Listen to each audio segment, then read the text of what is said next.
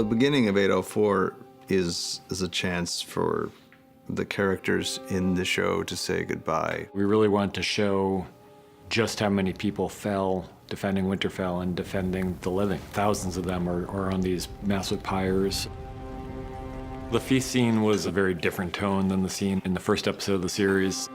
Everyone's thinking about what they've just seen and the people they've lost. They've just burnt their comrades' bodies, so it's, you know, it has that kind of appropriate, dark, somber beginning. Dany kind of structures the feast scene in a way. I mean, she's really the person whose emotions and choices are guiding the scene. And things start to shift a little bit when Daenerys calls forward Gendry and names him the new Lord of Storm's End. Gendry. It's almost like, as the queen, she's giving people permission to celebrate what they've done.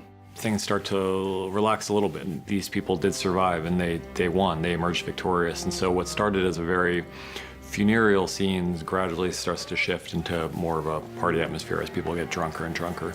That shift does not happen with Daenerys. She's scarred by the events that just took place, but she's also very much thinking about what Jon Snow told her, and she's really shaken when she sees everyone celebrating with him and talking about what a madman and what a king he is for getting on a dragon. He has love and respect from these people that even with the gesture that she just made, she can't ever equal. She realizes that his true identity is a real threat to her if it comes out. So she's in a fairly dark place, and while other people are starting to try to celebrate their survival and their victory, Dany's not in a celebratory mood.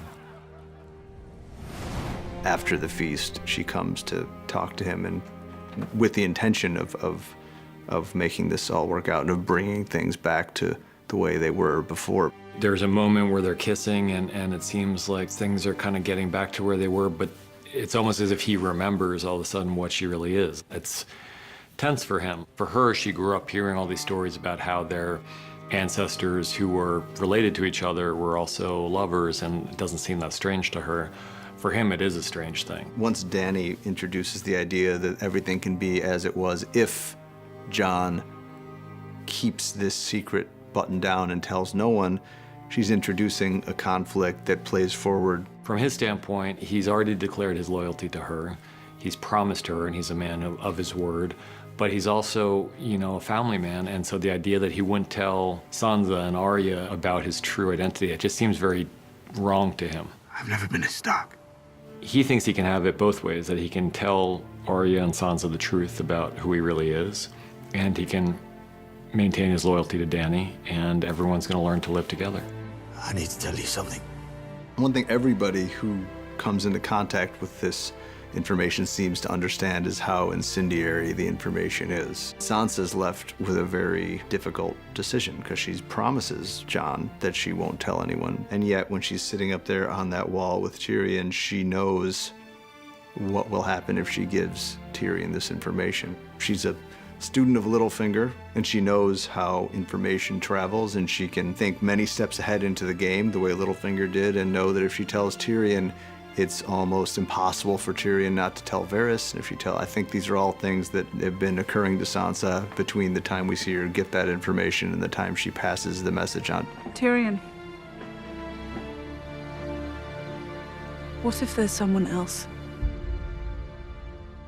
I think the Jaime-Brienne relationship has always been fascinating to us because they're such dissimilar characters, and yet there is a real chemistry between them. Tyrion kind of calls out the elephant in the room, and it manages to drive Brienne out of the room, and in doing so, drives Jaime out of the room as well. Even as drunk as they both are, it's impossible for them to confront what they're doing with words, even as they're doing it, until the very end of the scene. The vulnerability that they show runs very counter to who they are as people. I do believe that when Jaime decides to stay behind with Brienne, it's a choice that he makes with every intention of seeing it through. When he hears what Cersei's done, I think that's the turning point for him. At that point, Jaime really has to take a really long, uncomfortable look at who he really is.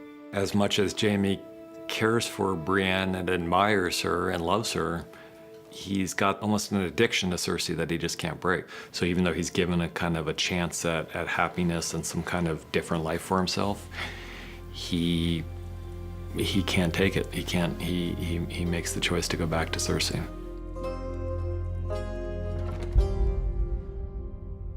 Part of the story here is that while we've been concentrating on Winterfell and the fight against the Army of the Dead, Dany's other enemies have not been just sitting still. They've been planning for the final battle. We saw in season 7 that Qyburn had invented this giant dragon-killing scorpion, and it didn't quite work. Qyburn went back to the drawing board and he made even larger, more powerful scorpions. Dozens of them are now lining the walls of King's Landing, and dozens more are mounted on the decks of the Iron Fleet.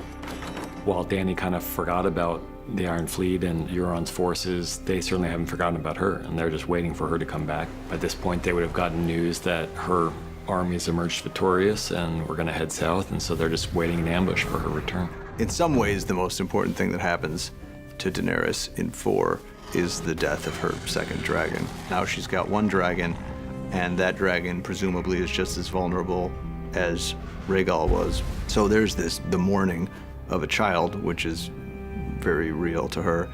And then their best friend is taken.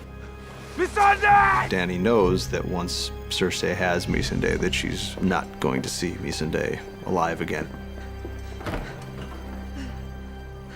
This is a moment for Cersei where she has a chance to maybe to flee and get away if she surrenders, but I think anyone who knows Cersei knows she's not going to make that choice. Her feeling is, if I give up the throne, I'm dead.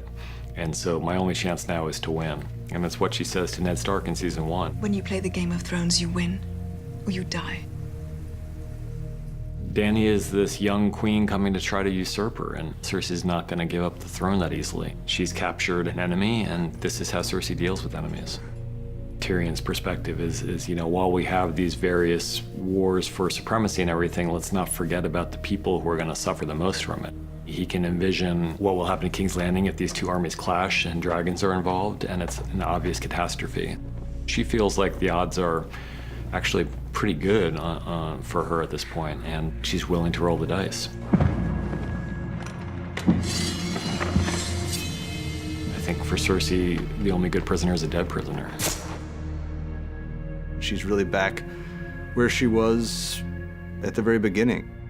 Emotionally, she's alone in the world, and she can't really trust anybody. People have underestimated Dany's strength many times before, and no one's really done very well underestimating her strength. Unlike then, she's extremely powerful, and unlike then, she's filled with a rage that's aimed at one person specifically. I think what's probably echoing in Dany's head in those final moments would be Missandei's final words. Dracarys is clearly meant for Dany. Missandei knows that her life is over, and she's saying, light them up.